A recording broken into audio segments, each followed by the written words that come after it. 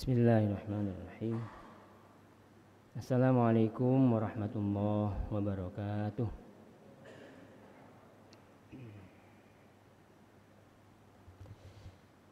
Alhamdulillah, summa alhamdulillah, summa alhamdulillah. Wassalatu wassalamu ala rasulillah wa ala alihi wa ashabihi wa mawalah. Wallahu ta'ala fi kitabihil karim. A'udzu billahi minasy syaithanir rajim. Bismillahirrahmanirrahim.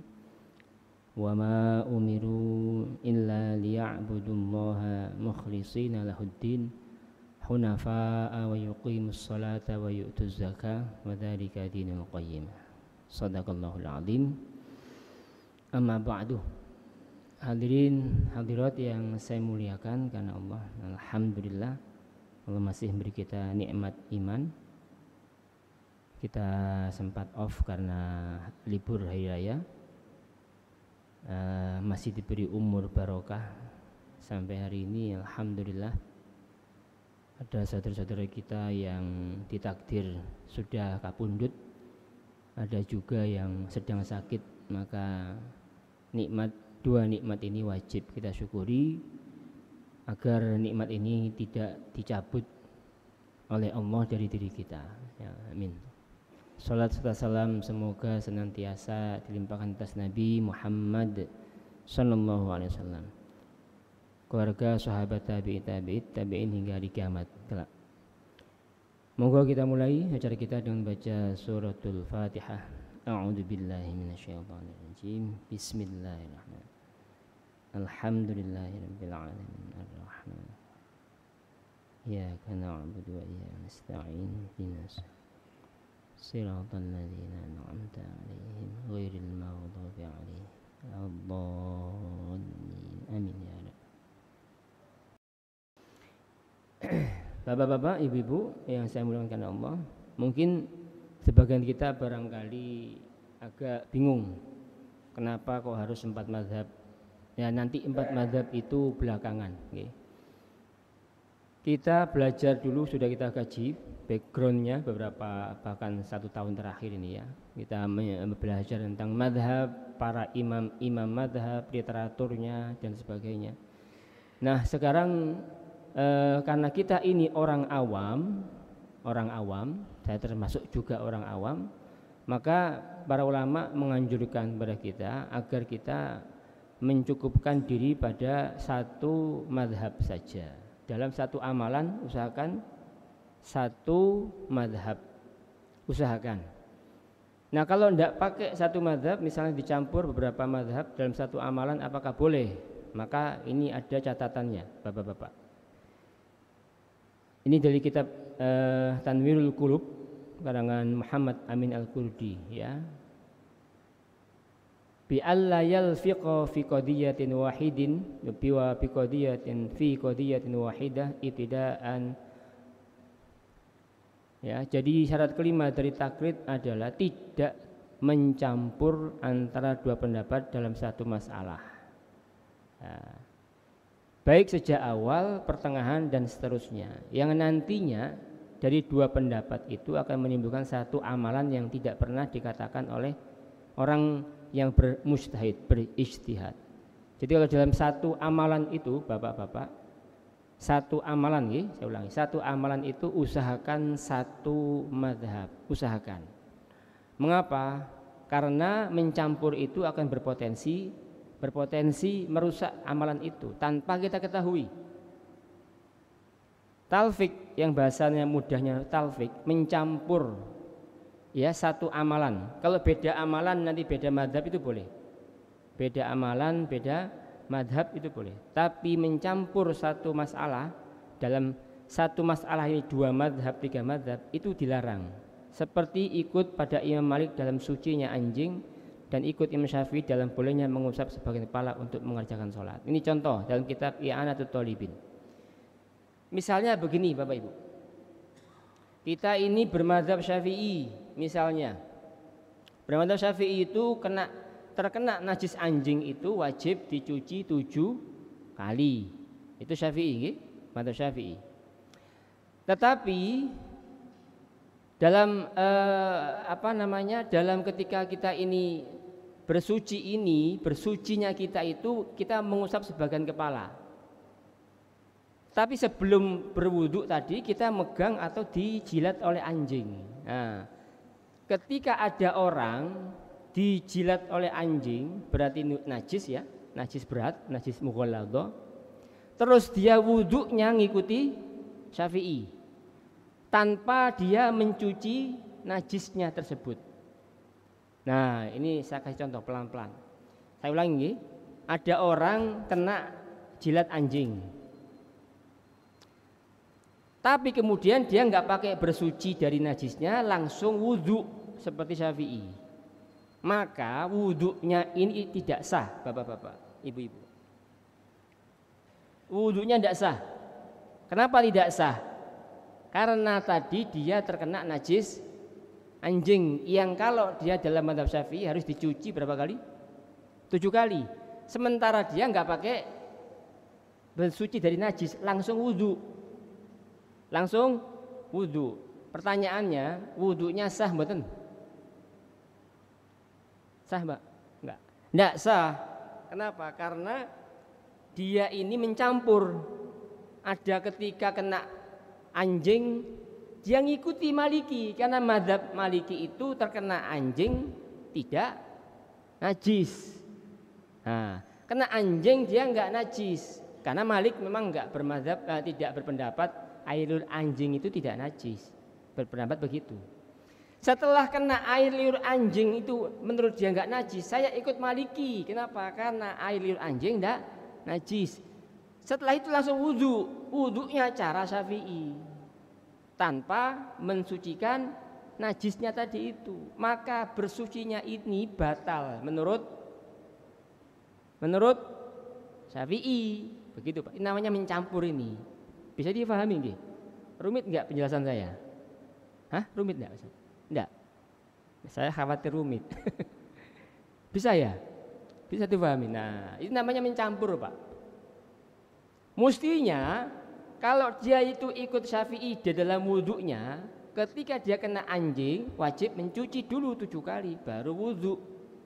Kalau dia berwudhu tanpa mensucikan najisnya, maka wudhunya tidak sah. Nah, menurut mazhab Syafi'i, inilah yang kita sebut dengan mencampur mazhab dalam satu amalan. Lu kan beda itu Ustadz, kena najis anjing kan sebelum wudhu, sementara ini wudhu kan beda, 2 amalan. Enggak, karena ini wudhu sama bersuci ini satu paket, satu kaitan. Nah, inilah contohnya.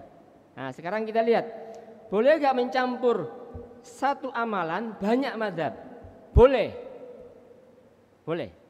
Tapi ada catatannya. Nah, ini catatannya kita kaji. Nanti sebelum nanti kita masuk ke kitab tadi itu, kita sudah punya cara berpikir yang sudah clear. Jadi tidak salah memahami mazhab seperti apa, ya. Baik. Pendapat yang aku ikuti Ar-Ruhaibani Al-Hambali dan aku pilih adalah pendapat yang mengatakan bolehnya taklid, bolehnya taklid dalam talfik, mencampur. Ini perhatikan ini ya, talfik, mencampur beberapa pendapat mazhab dalam satu amalan. Bukan bermaksud untuk mencari yang ringan-ringan. Nah, yang enggak boleh untuk mencari yang ringan-ringan, yang enggak boleh. Karena mencari yang ringan-ringan itu adalah kefasikan. Jadi seperti yang sudah saya sampaikan itu, beberapa mazhab dipilih yang paling enak.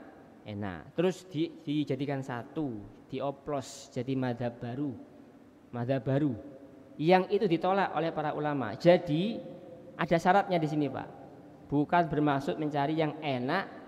Ini kita kasih contohnya ya.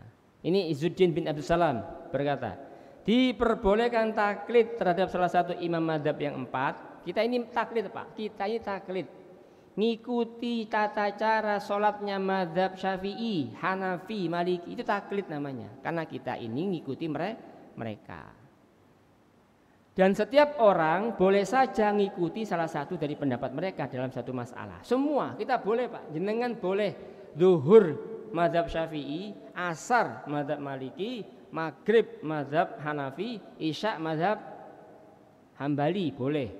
Tapi pada saat itu jenengan sudah jadi ulama, sudah jadi alim karena faham semua.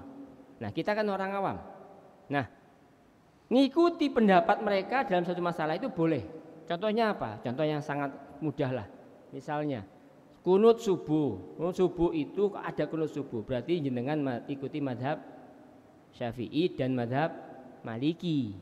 Saya enggak kunutan subuh Pak Ustadz. Ya sudah, berarti jenengan ikut madhab Hambali dan Hanafi. Itu contohnya. Contohnya itu. Namun tidak diperkenankan mencari-cari rukhsah yang enak-enak, yang gampang-gampang, tidak boleh. Ini menurut para ulama. Izzuddin bin Abdul Salam, julukannya Sultanul Ulama. Terus Abdul Fattah Al-Makki mengatakan, sesungguhnya diperbolehkan taklid terhadap salah satu imam madhab yang 4, dan setiap orang boleh saja mengikuti salah satu dari pendapat mereka dalam satu masalah, dan pindah mengikuti imam lainnya dalam masalah yang lain. Contohnya di sini jenengan misalnya madhab Syafi'i, ketika jenengan tawaf haji umroh tidak bisa, sulit bermadhab Syafi'i. Kenapa? Enggak megang istri, itu sulit Pak. Kalau jenengan tawaf muteri Ka'bah 7 kali enggak megang istri, itu istri jenengan hilang. Hilang. Kalau enggak ganti uang. Ganti uang sing ayu gak apa-apa. Nah ini masalah ya. Oh ini Syafi'i, saya Syafi'i Pak Ustadz. Ya udah, coba depan Ka'bah. Wah susah jenengan.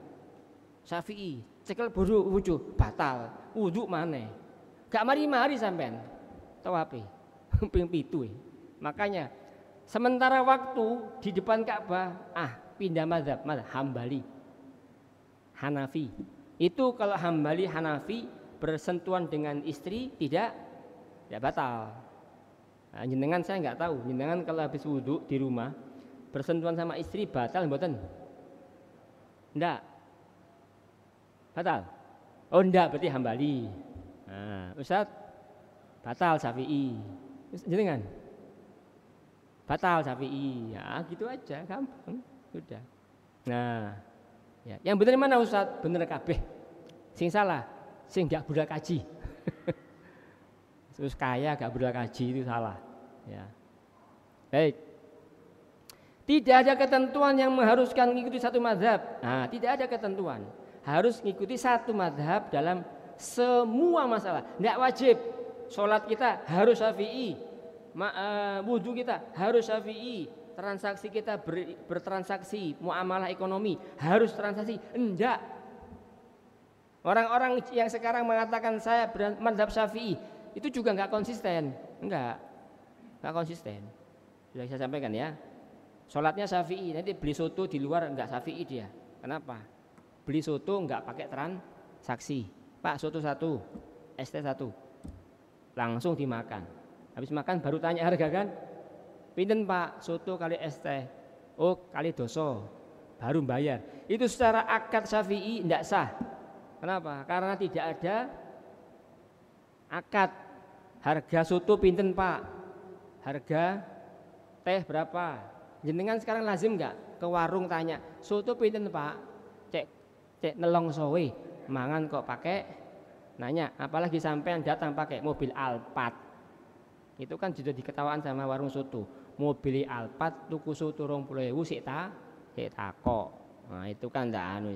Nah, maka ketika waktu itu yang tadi sholatnya madhab Syafi'i, ketika makan soto pindah madhab ke Maliki. Karena Maliki itu boleh transaksinya belakangan itu boleh, tidak menjadi hal yang masalah. Nah, Syafi'i tidak boleh Pak.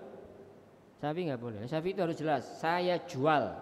Nah, yang penjual, yang pembeli ngomong saya beli. Ya, itu masih akad sighot ijab kabul itu. Kalau ada yang masih begitu itu berarti masih pakai mazhab Syafi'i itu. Alhamdulillah di Ampel itu kalau saya beli buku itu gitu. Saya beli ya, yang jual saya jual. Nah itu jelas itu, akadnya jelas, harganya jelas. Nah berarti boleh nggak pindah-pindah? Boleh, nggak apa-apa. Yang penting tidak satu amalan. Misal ada masjid ini Pak, masjid ini wakaf misalnya. Setelah ada wakaf bertahun-tahun masjid ini harus direnovasi. Lah karena wakaf dibongkarlah semua, tembok, genteng, ini dibongkar semua. Kalau ngikuti 3 madhab, ini bekas reruntuhan masjid ini gak boleh diapa-apakan. Loh kenapa? Wakaf, dijual haram, wakaf dia apakan? Tidak boleh. Tapi alhamdulillah ada madhab Hanafi. Ada Hanafi diapakan? Oh boleh, kasihkan ke ustadz yang mungkin kekurangan secara ekonomi, guru ngaji. Nah berarti waktu itu masjid yang awalnya misalnya tadi bermadhab Syafi'i, untuk membuang reruntuhan masjid wakaf pindah madhab ke Hanafi. Ada ke lapangan. Inilah madhab itu. Ya kepentingannya begitu, hajatnya. Ya. Jadi nggak harus Pak Syafi'i terus, sholatnya Syafi'i, wudhu Syafi'i, yang batalkan Syafi'i, zakat Syafi'i. Kalau jenengan Syafi'i zakat nggak boleh pakai uang, harus pakai kurma. Bisa nggak zakat pakai kurma? Bisa? Bisa. Ya ampel akeh. Masalahnya sing nrimo sapa? Wong Surabaya sampeyan kei kurma mules, murus-murus nanti. Iya makanya ya sudah, berarti ketika zakat ganti Pak, saya tak ganti Pak, ganti madhab Pak apa Hanafi. Oh Hanafi enak, iya boleh pakai uangnya, boleh. Oh alhamdulillah, lu enak. Itu bermadhab itu begitu Pak. Loh itu kan bukan yang enak, enggak, ada hajat Pak. Hajat kita apa? Supaya yang nerima zakat cukup, dia dapat uang. Alhamdulillah. Dari kemarin Pak saya dikasih beras Pak, terus nggak ono sing kasih uang Pak. Lihat beras diapakno, mosok dikelamuti Pak. Kan harus dimasak. Nggak ada uang, saya harus butuh uang untuk beli LPG. Nah ini saya kasih ini, alhamdulillah. Loh itu Pak. Ini hajatnya begitu, bermadzhab itu ya. Oke. Nah ini kaidahnya. Kaidahnya menurut Imam Al-Qarafi dikutip oleh Syekh Wahbah Zuhaili. Ya, Usul Fikih Al-Islami, Damaskus Darul Fikr, cetakan 2, 2001 halaman 1148 sampai 1149. Coba ini. Pertama, kaidahnya boleh mencampur beberapa mazhab dalam satu amalan. Ada hajat. Bukan sekedar main-main. Asal mencampur itu namanya talaub. Apa talaub artinya? Main-main. Seseorang contohnya berwudu menurut mazhab Syafi'i dengan mengusap sebagian kurang dari kepala, kemudian menyentuh kulit wanita ajnabi, istrinya yang bukan mahram, dan langsung sholat mengikuti mazhab Hanafi yang mengatakan bahwa menyentuh wanita tidak membatalkan wudu. Nah, ini namanya main-main, namanya ini main-main. Kenapa? Wudunya Syafi'i mengusap kepala sebagian, habis itu nyentuh bojone, istrinya sentuh, gak batal, terus sholat. Oh ini namanya main-main, kecuali dia gak tahu. Karena Hanafi itu gak boleh wudhunya diusap separuh, gak boleh Pak. Harus semua Hanafi itu Pak. Harus semua, itu rukunnya. Nah ini namanya gak tahu kan Pak. Gak tahu. Karena gak tahu ya wajar. Tapi kadang yang gak tahu dikasih tahu ngeyel, nah, susah. Ya toh? Tidak boleh itu Pak. Ini namanya main-main. Ya tadi itu seperti kita contohkan itu, main-main tadi itu ya. Pokoknya sing enak-enak dipilih. Tidak boleh. Yang kedua, contohnya seorang khotib ikut Syafi'i. Mazhab Syafi'i, bahwa sholawat itu rukun khutbah. Syafi'i itu sholawat Nabi itu rukun. Maliki dan Hanafi bukan rukun. Nah, saat khutbah Jumat dia kejatuhan tai burung, ada kotoran burung jatuh ke bajunya orang ini, khotib Jumat ini. Padahal dia mazhabnya Syafi'i Pak. Berarti harusnya dia batal. Kenapa? Kena kejatuhan kotoran burung. Nah, kalau dia bersikeras pendapatnya Syafi'i, maka dia susah. Wah, nanti dia khutbah begini, maaf bapak-bapak jamaah, saya kena kotoran burung, saya tak turun dulu ya, ganti baju. Wah ini kan rame Pak zamannya Pak, heboh nanti. Maka itu sulit, menurut dia menyulitkan. Maka akan mengacaukan prosesi khutbah Jumat. Dalam kondisi seperti itu boleh ngambil pendapat Maliki yang mengatakan kotoran burung itu tidak najis. Jadi ketika orang yang khutbah mazhab Syafi'i kena kotoran burung, langsung ngomong, wah aku pindah mazhab. Apa? Maliki. Kenapa? Kotoran burung tidak najis. Oh, masya Allah. Sementara itu menurut Maliki, sholawat bukan rukun. Nah, ini apa? Untuk mengangkat kesulitan. Nah, ini catatannya, Pak. Boleh mencampur. Kalau ada hajat, ada kebutuhan. Sulit kita ini, Pak. Saya sulit gini, Ustaz. Pindah, enggak apa-apa. Pindah mazhab, enggak apa-apa. Yang kedua, tidak mencari-cari atau sengaja mengambil yang enak-enak tok. Gampang-gampang tok. Yang sama sekali tidak mengandung maslahat. Nah, ini sudah sering saya contohkan. Ini contohnya ya. Nih, saya baca ini. Ya, nikah tanpa saksi ngikuti Maliki, tanpa wali ikut mazhab Hanafi, tanpa mahar ngikut mazhab Syafi'i. Terus dicampur, dioplos.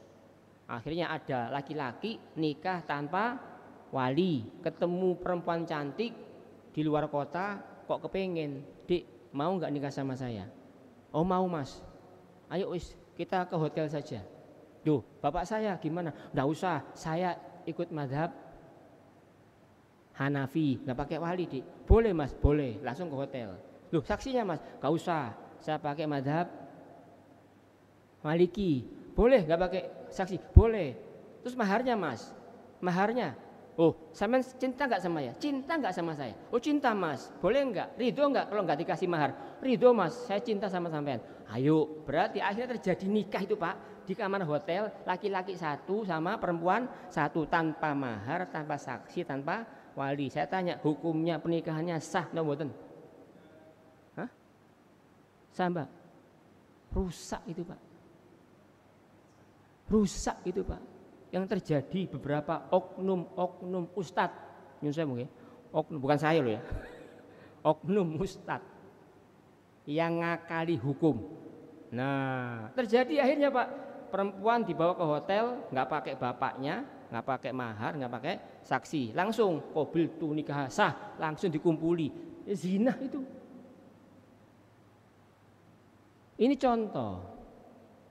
Makanya jangan mencampur banyak mazhab dalam satu amalan. Kenapa? Resikonya berat.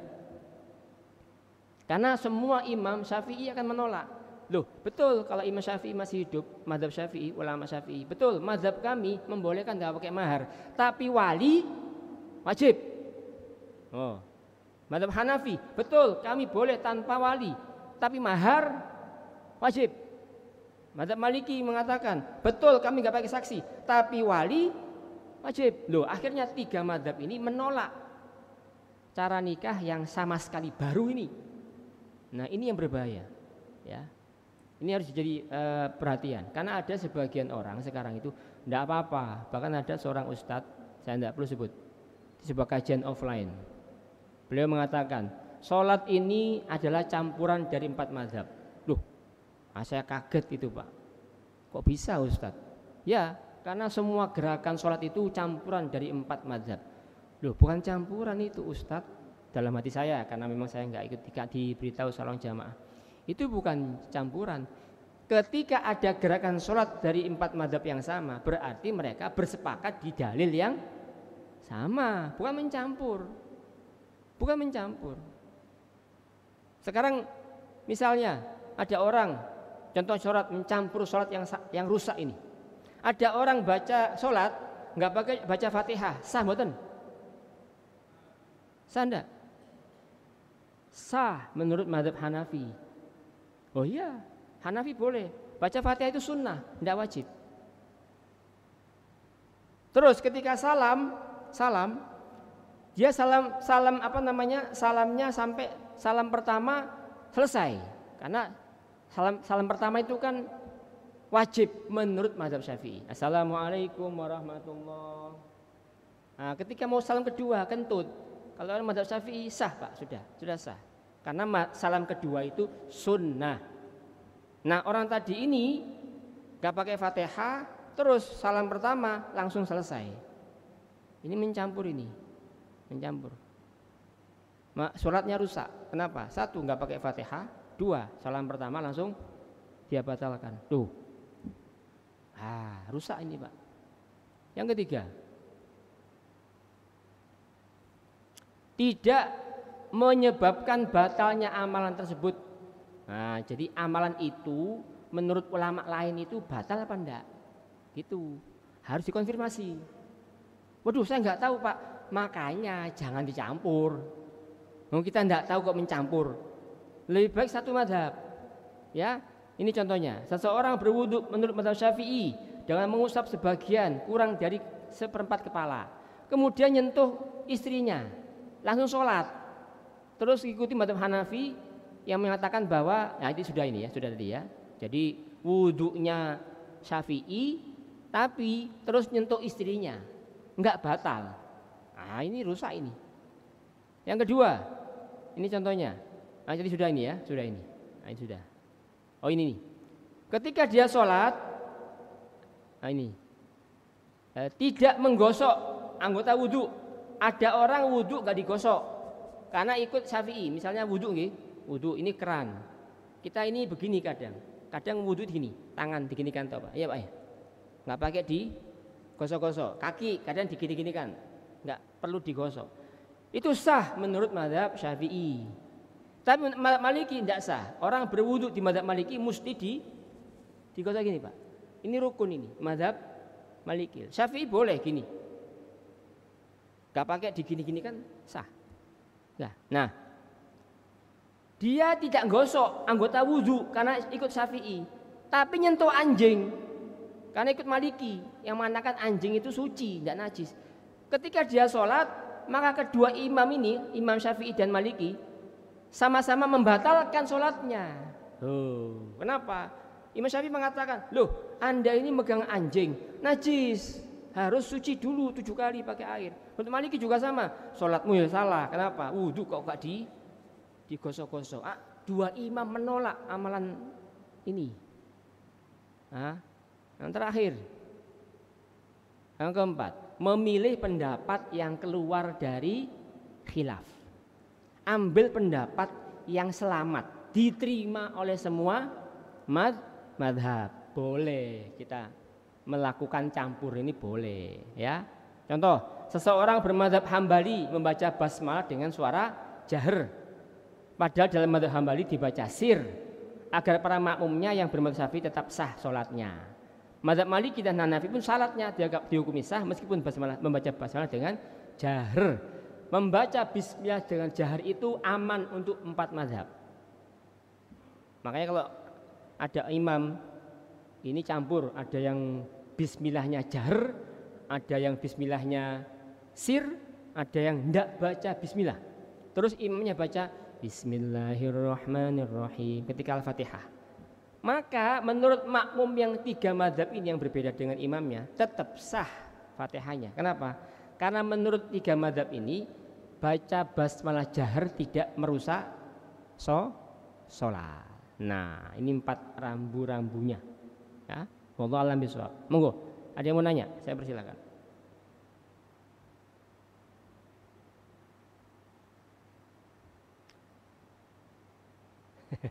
Gak ada yang nanya. Sudah jelas ini berarti. Ada yang nanya? Monggo.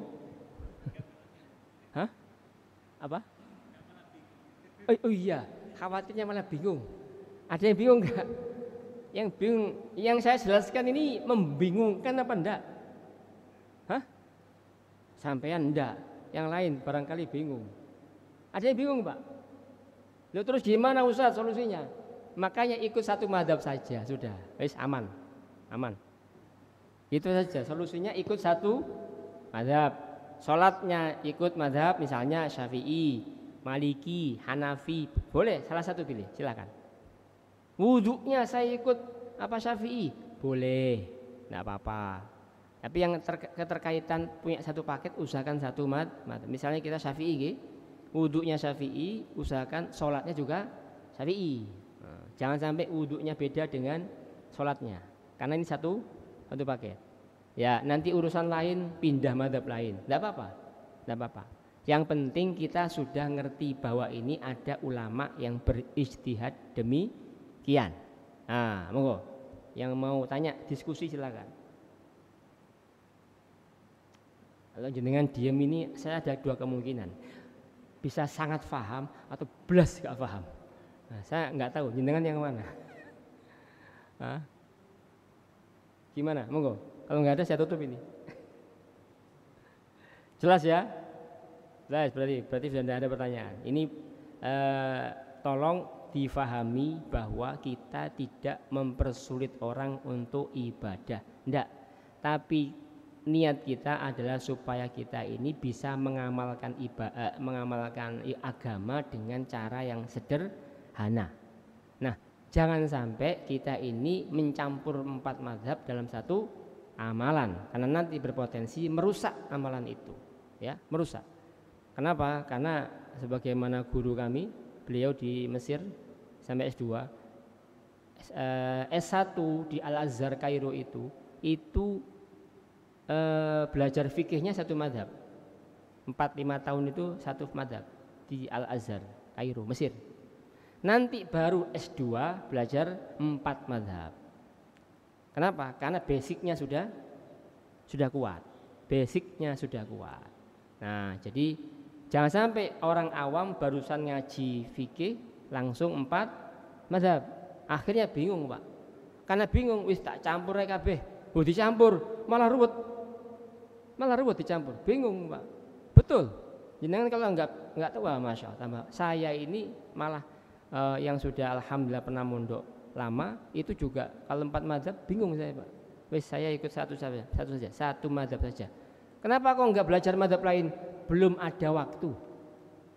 Waktu terbatas sekali. Ya. Kalau kita ngaji satu mazhab itu belum tuntas. Belum tuntas, ya. Ini ya terakhir sebelum saya tutup, ini saya tunjukkan aja ini yang mana ya?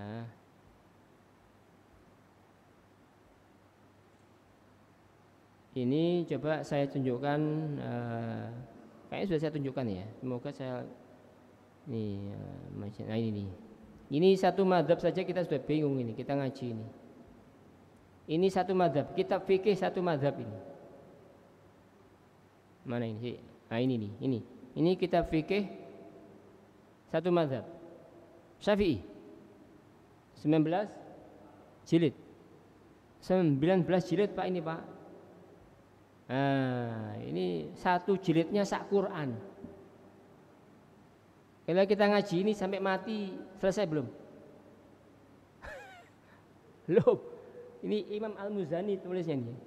Imam Al-Muzani. Nah, ini. Ya, ini. Wa huwa syarhu mukhtasar Al-Muzani fi fikhi madhab Al-Imam Asy-Syafi'i. Loh. Ini 19 jilid itu untuk melayani dalil Al-Qur'an dan Sunnah, mengampu, meramu, mengolah dalil. Ternyata para ulama butuh membuat tulisan naskah kitab sampai 19 jilid. Kalau satu mazhab sakmini, petang mazhab 80 jilid, belajari kapan? Iso-iso itu bukan buat belajar, buat bantal. Ini, masya Allah. Ini mukodimahnya aja segini. Mukodimah ini mukodimah ini. Hah? Mukodimahnya sak Quran. Daniyo. Allahu Akbar. Ini Nihayatul Matlab. Sama Syafi'i 14 jilid. Nah, satu mazhab ini. Ini membahas sholat, wudu, bersuci. Ya. Ini tambah ini. Oh, ini masterpiece-nya Imam Nawawi. Majmu' Syarhil Muhadzab 27 jilid. Mazhab Syafi'i. Penulisnya Imam Nawawi. Masya Allah. Ini ulama kita ini ilmunya enggak kaleng-kaleng, Pak. Ya. Imam Nawawi itu umurnya 45 tahun, Pak. Meninggal sebelum khatam menulis proyek besar ini, beliau ini. 45 tahun, Pak. Nulis gini 45 tahun. Jenengan 45 tahun nulis kitab apa? Pak. Kitab ini kitab utang, buku catatan hutang, piutang. Nah, ini bukan level kita ya Allah. Ini namanya kitab fikih, ini Syafi'i ini. Majmu' Syarhil Muhadzab, karangan Muhadzabnya ini karangan Imam Asy-Syairazi, disyarah oleh Imam Nawawi, jadinya sekian. Loh. Ini mengampu dalil tok isinya ini. Dalil tok. Makanya kalau langsung orang tidak pernah masuk pesantren, tidak pernah bisa bahasa Arab, langsung 4 mazhab. Bingung betul? Bingung Pak. Makanya jangan 4 mazhab, 1 mazhab dulu. Ya, insya Allah begitu. Cukup. Wallahu a'lam bishawab. Semoga manfaat. Kita tutup dengan doa kafaratul majelis. Subhanakallahumma bihamdik, asyhadu an la ilaha illa anta, astaghfiruka wa atubu ilaik. Wassalamualaikum warahmatullahi wabarakatuh.